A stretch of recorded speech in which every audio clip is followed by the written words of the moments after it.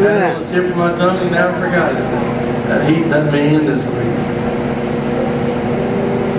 What's this song about? They're in bad a shape as I'm in.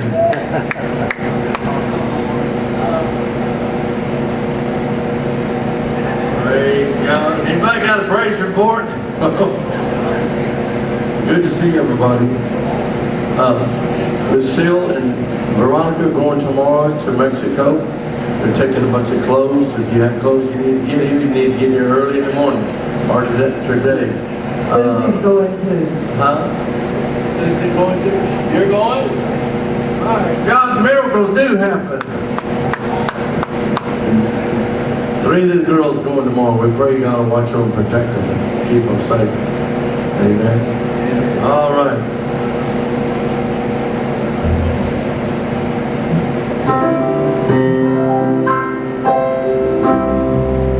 I don't know about tomorrow. It may bring me poverty, but the one who feeds the sparrow is the one who stand by me.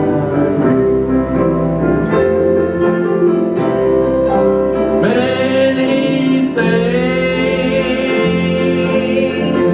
about tomorrow I don't seem to understand,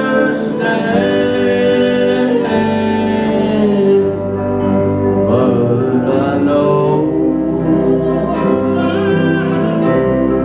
who holds tomorrow,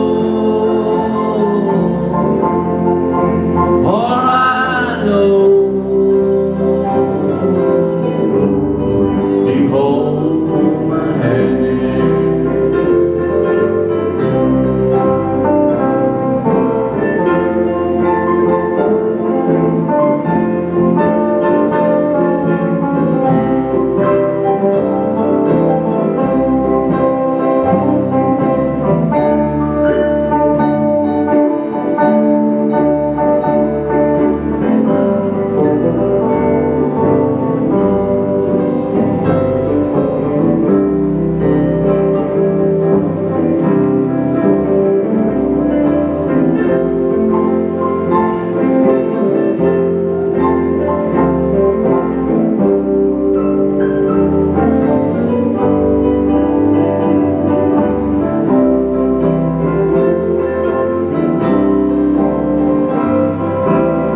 Things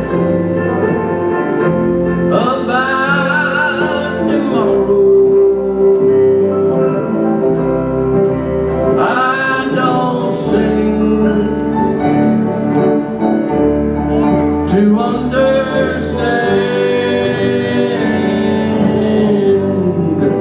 but I know who holds tomorrow, for I know He holds my hand.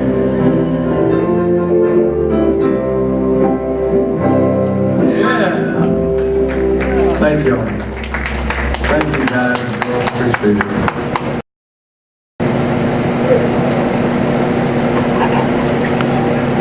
Sister Petty, a good friend of ours, had passed away, and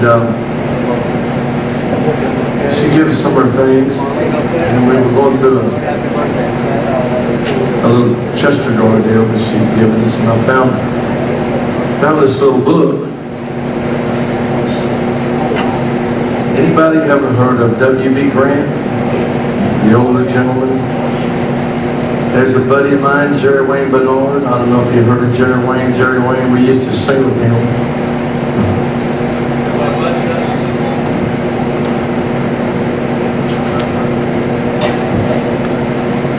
I'm sorry, guys. Oh, I got it correct.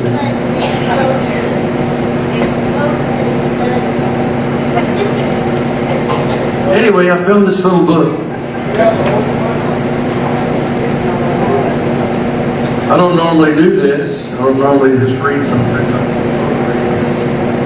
I will tell you this. My friend in Hot Springs called me. And I was going to bring my cell phone and let you listen to what he said, but I'll kind of tell you in a way.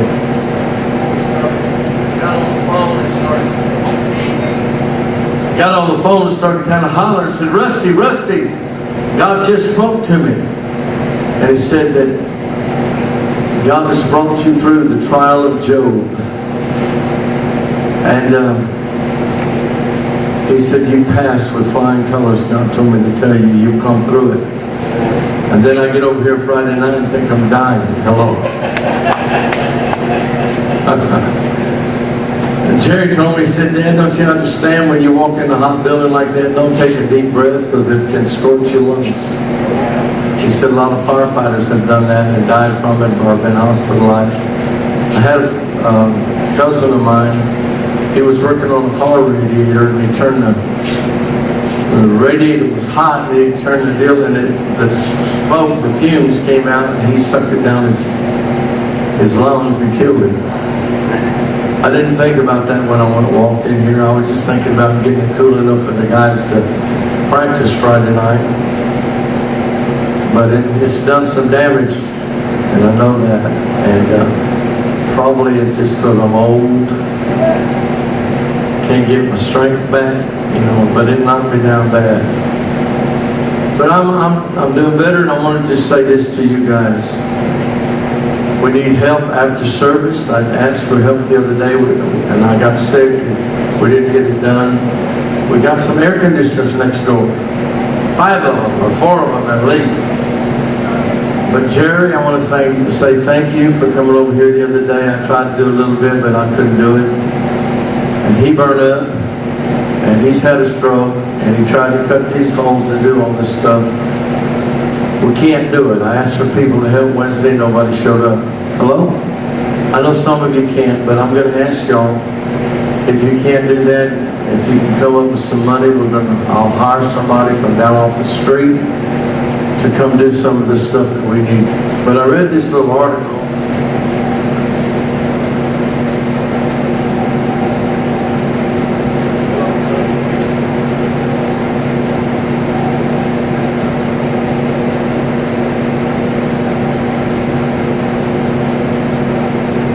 It's called A Message to My Ministers, Friends.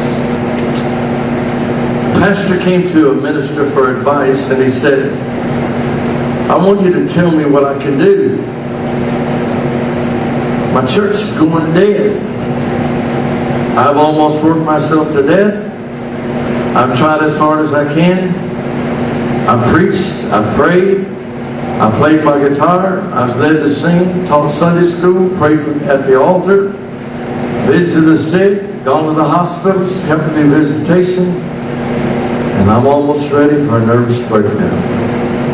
Still, my church won't grow. Why has it gone dead? The older minister, wise, says, you've killed it. Did y'all hear that? The older minister says, you've killed it. He said, what? What do you mean? He asked, puzzled and half angry. You've killed your church by trying to do everything yourself. Are y'all getting the message? Answered the wise minister who had experience with people for many years. The members have not done their duty. You've not given them a chance to do anything. They need to exercise their faith. Without faith, without works, is dead. Hello? Are y'all love me, right? Y'all love me. We wouldn't be here if you didn't love me. I don't think we got a dead church. We just need to have a live one, right? Just get us fired up. You've killed their faith by not putting them to work. A stream of water is always running, never freezes, never gets stagnant. Some of your members have talents. They're not being used. You put them on a shelf. Boy, this is hitting me in the face, right? They need to exercise their gifts. 9/10 of your members sitting around doing nothing. Pretty soon they'll get aggravated and run off to another church and you'll be left holding the bag. Or they'll have wildcat prayer meetings in their home. I've seen this happen so many times. People get upset at the church and go have little prayer meetings in their home, and then they talk about the preacher and talk about how sorry and no good the church is. Hello? Y'all ever heard that?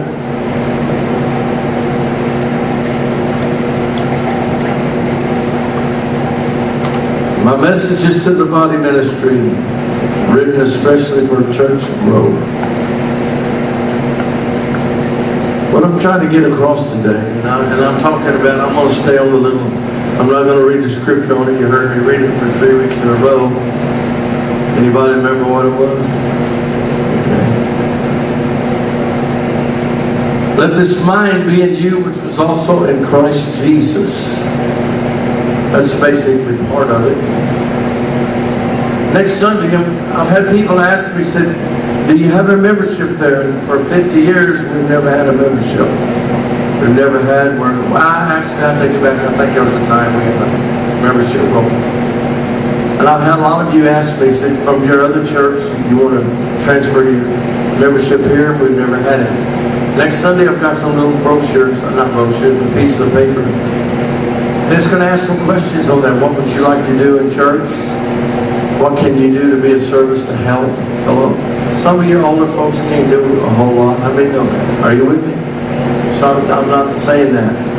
Some of you have different jobs, different things.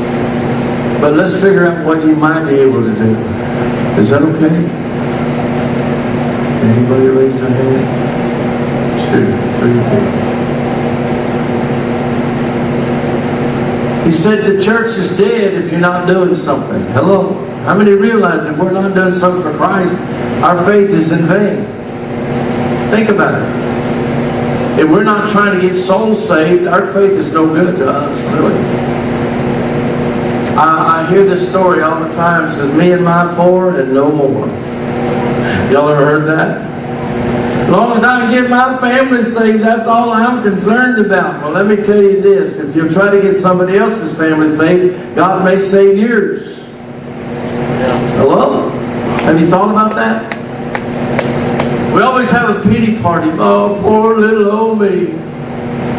I know none of y'all ever done that. I'm the worst. Linda has to correct me all the time to straighten me out. She's got a big old board there at the house. I was at the funeral yesterday, and Matthew Bell, which is John's Bell's, the pastor, former pastor, and David Bell's son. And Matthew took it over when his daddy died, and now his mom died this week, unexpected, just like that. God did. You never know when life is going to end. I mean, understand that. But you never know when God's saying, okay, it's time to begin a brand new life too. Amen? You know, I hear people tell me all the time, for 50 years I've heard people why they can't give money. Why they can't help at the church. Hello?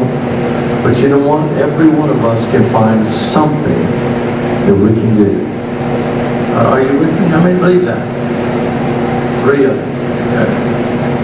I'm getting ahead. It's better than a while ago, right? Some little something that each one of you can do. I heard the story of a young lady, not a young lady, elderly lady. A gentleman died, and he was a town drunk. He didn't like anybody, and nobody could get along with him. And the preacher stands up